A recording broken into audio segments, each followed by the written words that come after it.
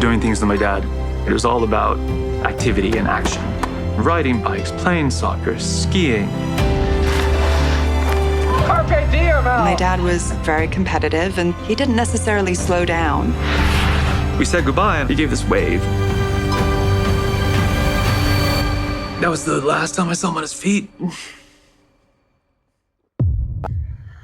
And what is up, everyone? TCT and Elizabeth Pinky Squirrel back again. And today we went to see an amazing documentary. It's the best one I've seen in a while. It's the best one we've seen in a while. For those of you who don't know what came out today on this September day, this was Superman, a Christopher Reeve story. Now, it's only playing today. And then it's playing this coming Wednesday, which would be his birthday. His birthday, yeah. Yeah. So get on over to your local movies and check it out on Wednesday. You're probably not going to be able to see it today. But it will be on streaming. It was HBO Films and Documentaries that did it. And yes. CNN that did it as well. So we have a little bit of backstory that we want to talk about. We're from the area in which the accident to Christopher Reeve happened. You said you know where it happened? Yeah, it was right in my backyard almost when I lived in Culpeper. Yeah, we could hear it. It was in Culpeper, 1995. I was 3 years old. You were 5, I believe. Well, right? I was probably 4. 5 years old. I remember seeing some stuff on TV about it. Really young age. I remember a couple flashes. She probably remembers that a lot more. I remember a lot more because my mom was working there. Well, growing up in the 90s, we didn't get to grow up in the 70s and see his movies live, but we had Blockbuster. We would go and rent the Superman movies. We knew who he was. Let's just put it that way. I've seen Christopher Reeve and pretty much all his movies he's done. I introduced her to the Superman movies over the last year. Right. You got to see the first one, second one, third one, and fourth one. And the fourth one, yes. What did you think? He is my favorite Superman. He's your favorite Superman. You haven't seen Henry Cavill yet. No. You haven't watched Man of Steel. It's just something about him. He is Superman. She has seen, let's just put it this way. She saw George Reeve in the cartoon. Reeve's in the cartoon. No relation to Christopher Reeve. She's seen Dean Cain, and she has seen Christopher Reeve. And out of those, she thinks Christopher Reeve is definitely the best. She's not seen Henry Cavill yet. Not yet, no. Okay, so I know there's a lot going on with Henry Cavill and the fans right now saying they love his Superman. To me, Christopher Reeve is Superman. Not just because he's great at playing the character, because of who he is as a person. I knew him as his story before I saw the movies. We knew going into this was going to be like really gut wrenching to watch. We saw whoever made the trailer, bravo. Yes. For this. You can watch the trailer and not have to go see this, and you'll be totally fine. I don't think I even watched the whole trailer. You didn't see the? I watched like part of it, and I'm like, okay, I'm going. Yeah. And they kind of did this. We're gonna talk a little bit about it. So if you haven't seen it, we're not gonna try. We're gonna try not to spoil anything. We're gonna talk about our thoughts and emotions on it. Right. But if you haven't seen it, we will tell you that if you're looking at this as to how they made Superman, you're not gonna like that. No. Because this opens up with the paralysis at UVA Hospital, which is where we're from, guys. It's our local hospital. Yeah. And it wastes no time. No, it really, oh my gosh. It really almost had you crying within the first 5 minutes. The way it opens with the flashing of, he's Superman, dun dun dun dun dun dun dun dun. They had the music and everything. The music and everything. And then all of a sudden it's... And you have Dr. John Jane saying Superman is paralyzed. Yeah, and then you know how the media gets. Will Superman walk again? Yeah. Will Superman die? And you could tell he really struggled with being Superman throughout his life before this accident. Which I didn't know. It happens to a lot of actors. That's why when they're like, okay, are you sure you want to do this mega role? Because this is who you're going to be. Like, if you want to play Batman, you're going to be known as Batman the rest of your career. Like, look at Christian Bale. When you say Christian Bale, everybody says, "Oh, Batman." Like, no, he's done a lot of amazing work in other movies like American Psycho and The Fighter, and just random movies I can name off the cusp. But the normal guy would be like, "Oh yeah, he's the greatest Batman of all time." I don't think Michael Keaton. Do you think of him as Jack Frost? Do you think of him in Duplicity? No, he's Batman. He's Batman. Do you think of him as the Vulture? No, he's Batman. He's Batman. Do you think of him as Beetlejuice? Yes. Yes, but he's also Batman. You know what I'm saying? So that it follows you, and you see it with Christopher Reeve. Yeah. It's really interesting to think about his children. There was a lot we didn't know about his children. They kept the story going. They were anchors. It was amazing how they put them in. The children are basically his livelihood and his life now, since his mom and since their mom and their dad are gone. Yeah. And one thing I can say is he had his first two children, and then he and his wife separated. What was it, like late 80s? I would say. I don't think they were married ever. No, but they separated. Yeah, and then they said within 5 months he had met Dana. Right. And they fell in love immediately. And you could just see like she was a shining beacon on this world, something that you honestly have never seen since. I don't think, like with anyone, like for somebody to be that willpowered. That takes a lot. She knew him on his feet for, what was it? I think it was 5. They were married 3 years, but they knew each other for 5. Yeah, it was Actually, what was it? 87. So they knew each other for 8 years. 8 years, yeah. Yeah, so not very long. Not very long. If you think about it. Not very long. And one of the things that impressed me with her is the poem that the son read off killed me. Oh, that broke my heart. It's like she's hiding the fact that she is struggling. And she's struggling because she wants his touch and he can't feel her. But he also can't go like this and hug her or anything that she needs when she's emotionally stressed. That revolves around her children, who played a huge role in keeping her sane. Matthew and Will and Alexandra. Yeah. They were like the beacons that just I would say the reason why Dana stayed around was for the kids and for her love for Chris. Like, she didn't want to leave Chris. No. And you can see every day the struggle of Christopher Reeve just wanting to get out of the chair. He's fighting every day, and to the point that I didn't know this. This is something that surprised me. What was it, 2001? They started showing where he started actually moving his fingers. Gosh, I've had friends who've done that, and it's an emotional toll. Well, he was in the pool moving his leg, and he's like, well, that's worth the entire trip, because that's also something they covered. How much hell it was to transport Christopher Reeve. Well, they briefly, for what was it, the Oscars, after the accident. I don't know if we want to give too much away, but we can talk about it. He and Robin Williams were best friends. I didn't know. I knew they were friends, but I didn't know that it was like the brotherhood to the extent that they graduated Juilliard together. I was like, could you imagine being in that class? Oh my God! The noises. To know that Robin Williams and Christopher Reeve graduated with you, and wait a minute, like, and they both became like icons in the film industry. Mm-hmm. It's like, dude, and then you can definitely see Robin's struggle with knowing that Chris was hurt and paralyzed and injured and everything.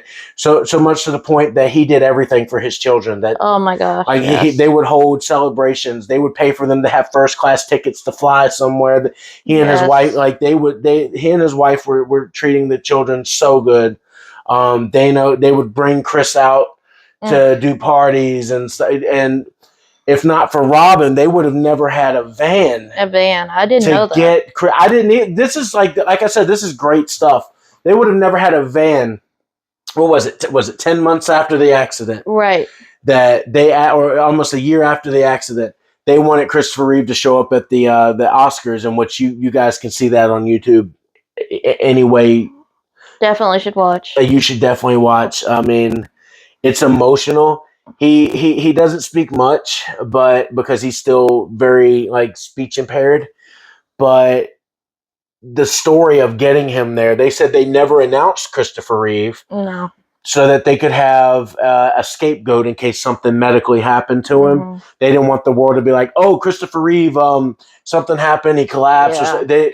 They don't want that kind of attention. No. So they made it a surprise that Christopher Reeve was going to be there, and the fact, like when the curtain raised, everybody gave him a huge standing ovation, and then him saying "I wouldn't have missed this for the world."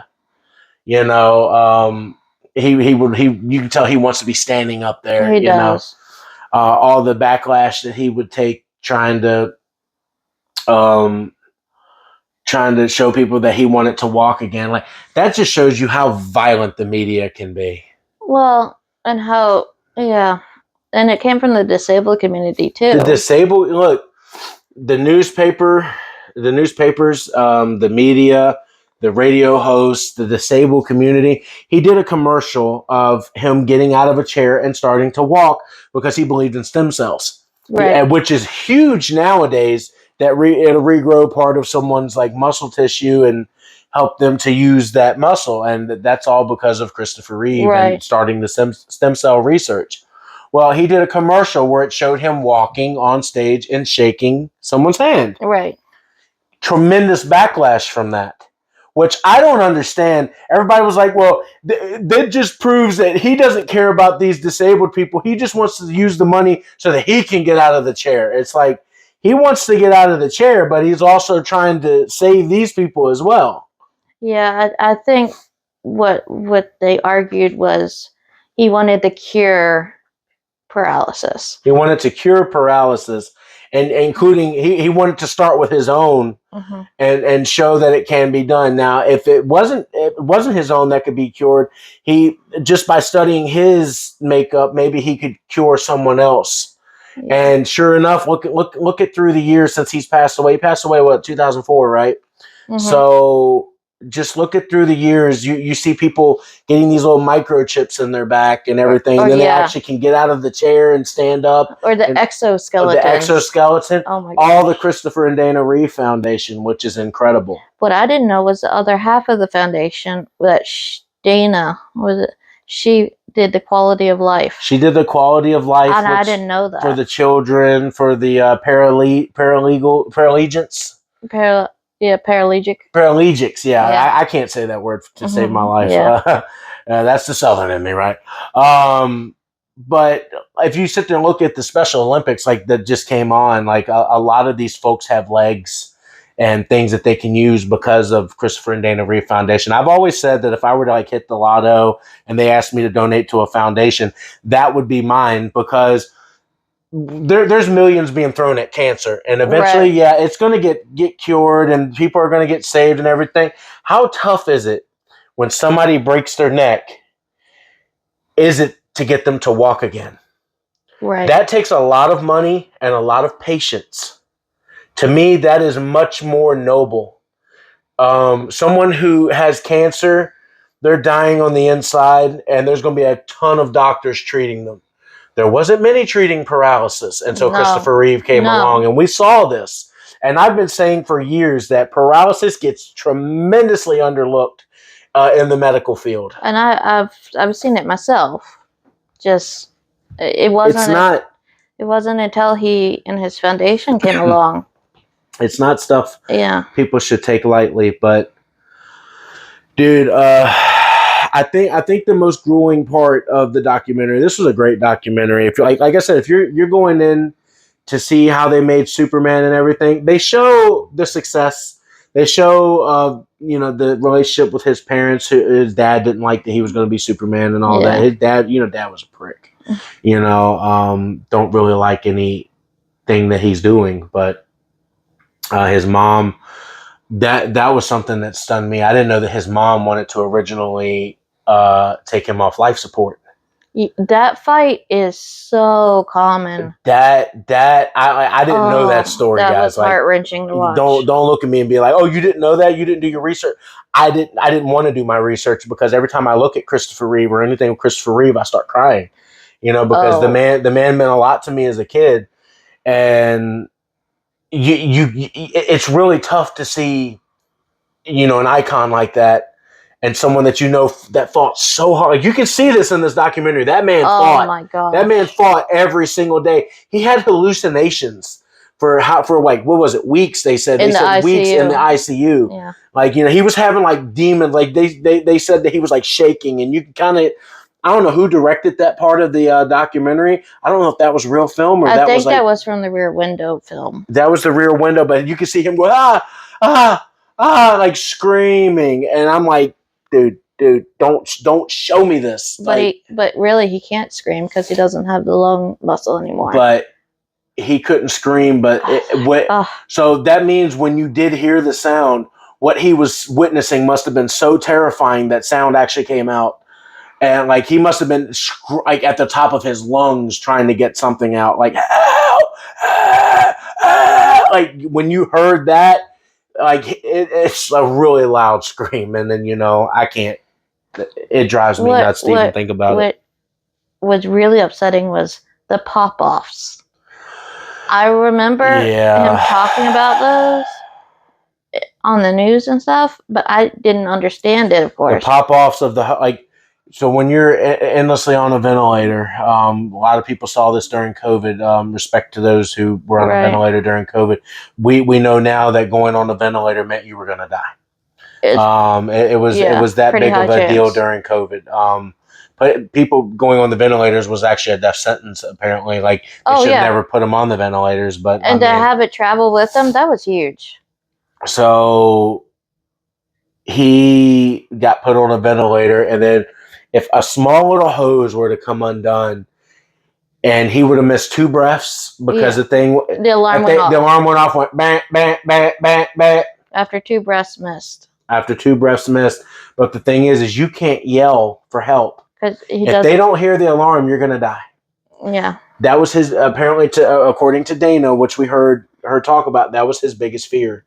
And I'm like, whoa. And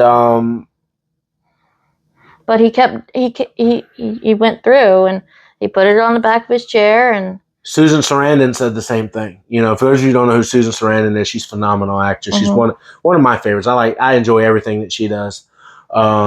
She was with Kevin Costner in Bull Durham. You remember that? Like, Susan Sarandon, and if you guys get a chance to watch Speed Racer, she's Speed's mom. Right.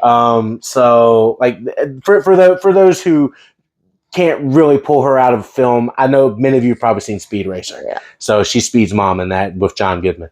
That's who Susan Sarandon is. She's done a lot better work than that, though. She was talking about where she went to see Christopher, that he would tell her all the time about him being scared that one of the hoses was going to pop off in his sleep and no one was going to be around to monitor and he was going to die. Like, that was his biggest fear. Well, they also talked about how his will to get out of the chair within the first couple of weeks. He's like, oh, this is just temporary. I don't need to take Yeah, that was really interesting. The psychosis of, hey, this might actually be permanent. And you can see that switch in his head.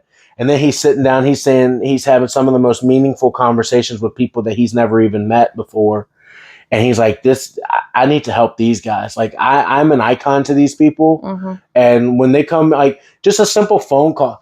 Hello, this is Christopher Reeve wanting to talk to you about your paralysis. Right. People would just be like, like, just light up. Like, and like, we see this young lady who he was friends with, that she graduated Harvard in neuroscience. And they made a movie about her.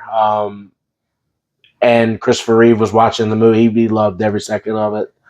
And it was an interesting documentary because, like I said, I thought they were going to show basically his life. They didn't. They showed his meaning. Yes. And it was really based on the emotions. It was based on the emotions. They showed the meaning of Christopher Reeve's existence. Not just him being Superman, but what he meant to people that were in peril. Yes. And to me, that is much more important. I mean, as you can see, I'm a big Superman fan. Like, I mean, I can name you anything off the top of my head. Superman. I've even got the Lois and Clark poster hanging in my house right now over here across in the living room. Got the Smallville poster above it. I'm looking for just that good Superman poster though, at one of the cons, and I'll show you guys when I find it. Like, if I've seen them at the stores. They're like, just get one off the store. No, I need to find this one, and I want to make sure it's the right one. So. The worst part was it was Will that was Dana and Chris's son. Little Will. Like, yeah. it was their biological son, right? And the other two were from his previous wife, who's still alive, by the way, which is really great. Will had lost Chris, his grandmother, who he was really close with. And then went to come find out that Dana started going downhill with that lung cancer. We all knew she died like right after. We didn't see the progression like as fast as the documentary showed it. And I'm glad they didn't show her in the hospital or anything like that. They gave her respect, because this is a Christopher Reeve doc. So they're like, they just told what happened, showed what happened. Oh my gosh! But that was enough. It made me cry. It was enough. And then to know the one son, which one was it? Was it Will that was in the cab when Chris was? No, it was Matthew was in the cab. It was Matthew. He was over in London. Well, when Chris was in the hospital and he was going to die, he had just landed. He got there and was on his way to the hospital when he got the phone call that Chris was no more. And he said, and it just cut to black right there. You can see the heartbreak in the family, but then. You also, it's like a phoenix rising from the ashes. It was.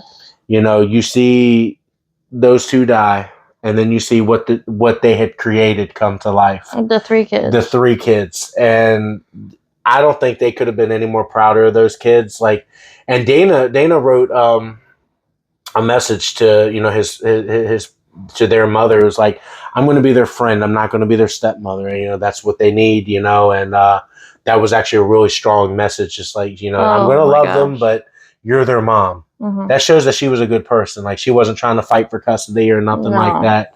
And they loved her for that too. Like they have all her respect, and she had all their respect. And the fact that you're seeing Barack Obama give, what was it, like millions? Yeah.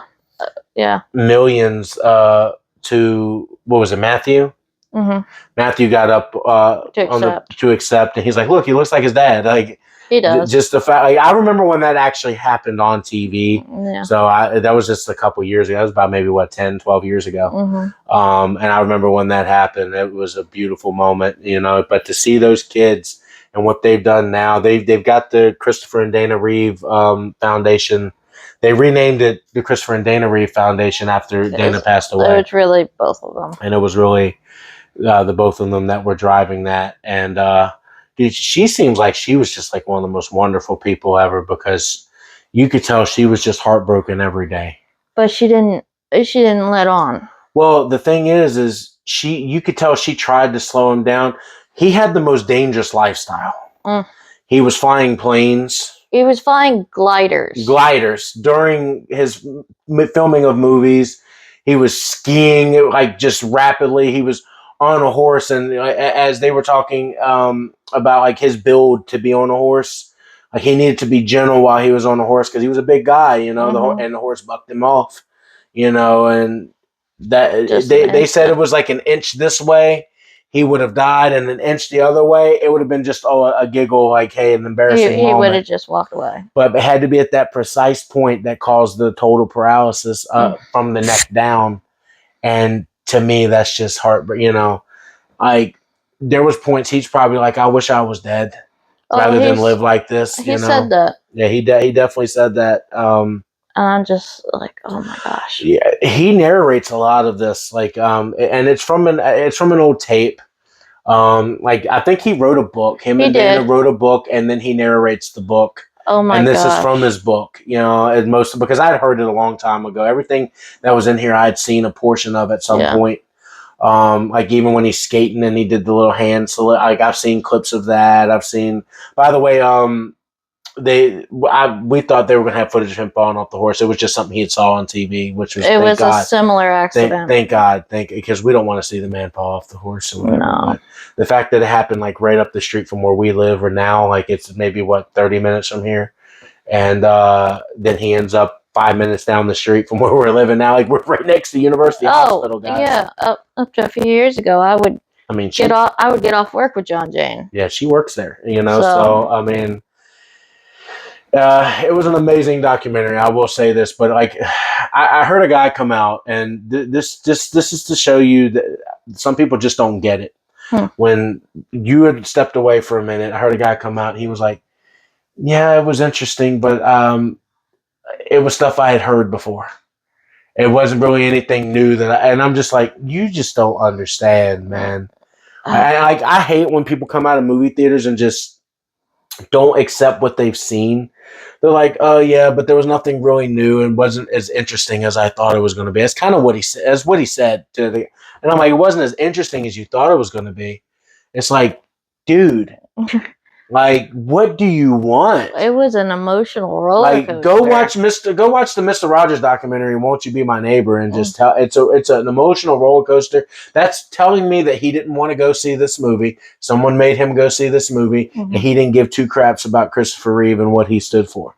So if you're going to watch this, at least have some respect that Christopher Reeve did everything that you see. It doesn't have to be like he wanted entertainment. No, this was. It's like, dude, going into this is going to be sad. This was a rough one. This is going to be a rough one. And when people go and do that in theaters, and I hear them come out and they haven't learned, that's telling me the world is ending. You know what I'm saying? Like the world is really going downhill fast. And it's like, you haven't learned after watching that. What did he say up on stage at the DNC? Which is now national, like, you're either Republican or you're a Democrat now. He would never be able to get up on stage today and say what he said. He said, we're family. He said, they asked what it means to be family. And he says, I believe what it means to be family is that we're all family. That we all can come together and do what's right. No matter how different you are, we're all family. Right. Meaning Democrat, Republican, Hispanic, Asian, able, disabled, white, black. Yeah. I mean, the man like literally wanted the best for people. Yeah. So we're gonna give him all the respect. It gets 100% from me. I love this documentary. Oh my gosh, I would watch it. I'm not gonna grade it because I'm gonna give it an A. I would watch it again. I would, but I don't know if I want to. I would if I'm really down, because the way he pulls out. Don't watch it if you're down. What? Because that's a signal that you're depressed, and don't do that. Don't do that.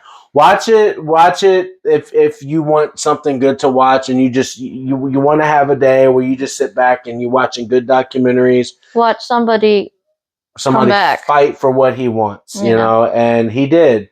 And a lot of them had said if Christopher Reeve was alive today, maybe Robin Williams would be too.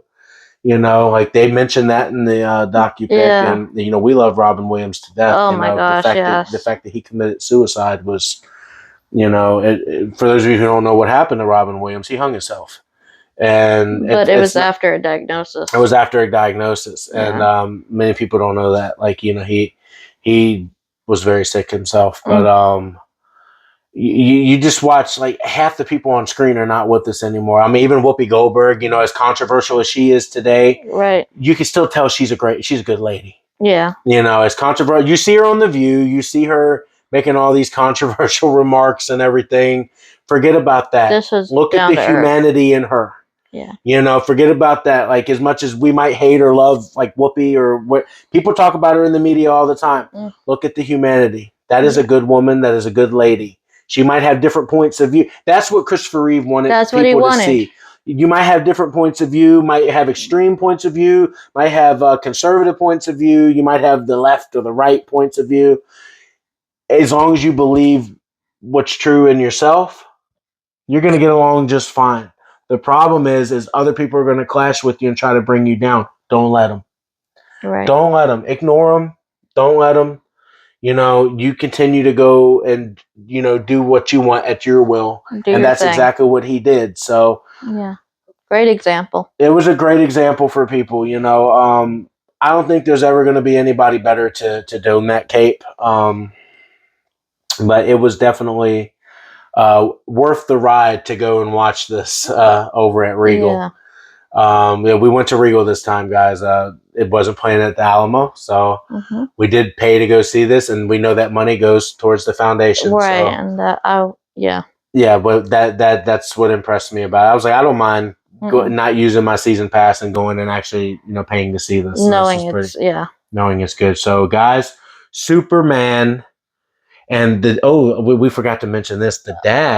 It was the crystal.